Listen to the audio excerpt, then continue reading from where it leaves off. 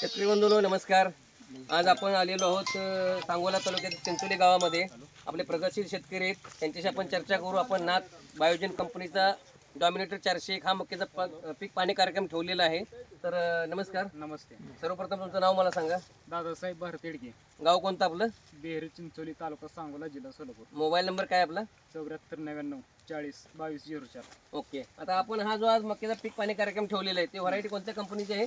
ही variety नाथ single cross संकरित मक्काची ही आपली dominator 401 dominator 401 आहे. व्हरायटी. तर आता ह्या मक्यामध्ये तुम्हाला इतर मका आजपर्यंत तुम्ही बाकीच्या कंपनीच्या करत आलेला आहे. शेजारी तुमचा बाकीच्या ब्रँडेड कंपनीचा पण प्लॉट आहे.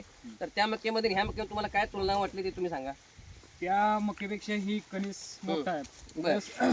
कलरला आणि दाणं मोठं आहेत. ही विकायला आणि बाजारभाव जास्त मिळतो ह्या मक्याला. अच्छा, म्हणजे साधारण बुरकुंडा याचं लहान आणि उत्पन्न जास्त आहे. शेंड्यापर्यंत पूर्णपणे भरलेला आहे. कलर नारंगी चांगला आहे. कणस चांगली पडली आहेत. कणसाचा बुरकुंडा कसा आहे हा? बुरकुंडा लहान आणि दाणं मोठे आहेत. बुरकुंडा लहान आहे, दाणे मोठे कॅप्सूल टाईप दाणे आहे त्याची. तर तुम्ही या मका पिकापासून तुम्ही पूर्ण समाधानी आहात. होय होय. आणि राहिले तर आपल्याला ह्या मुरघास पण बनवायला येतो, जनावराला पण फायदा. आता मला सांगा, आता मक्याची उंची साधारण आपण बघितली तर इतर मक्याच्या उंच्या तुमच्या इतर पाऊस पाण्याच्या हिशोबानं मक्याच्या उंच्या कमी राहिलेल्या आहेत. पण आपल्या मक्याची उंची कशी आहे? भरपूर गेली भरपूर उंची आहे आपल्या मक्याची. त्याचबरोबर आपला पाला जर बघितला तर पाल्याला कुठली कुस आहे का आपल्या? नाही.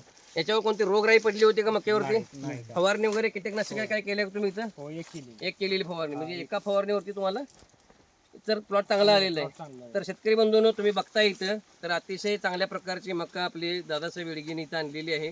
तर याच्या मक्कीमध्ये चांगलं शेंड्यापर्यंत भरलेलं कणीस आहे, नारंगी कलर आहे. साधारण ह्या ओळी जर मोजल्या तर 18 पर्यंत ओळींची संख्या आहे. आपले आता इथे दुकानदार आहेत मित्र संत कृपा कृषी केंद्र यांनी आता हे ओळी मोजलेली आहेत तर 18 ओळी आहेत. साधारण 40 ते 45 पर्यंत दाण्यांची संख्या आहे. बुरकुंडा अतिशय लहान आहे. मक्कीच्या पिकावरती कोणतेही रोगराई नाही, शेंड्यापर्यंत भरलेलं कणीस आहे.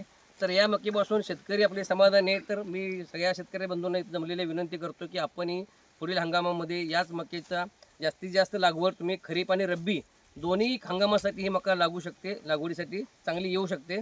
तर तुम्ही ह्या मक्याचा वापर करा आणि आपल्या उत्पादनामध्ये जास्तीत जास्त भर घाला. तर सर्व शेतकरी जमला त्याबद्दल सर्वांचे धन्यवाद. नमस्कार.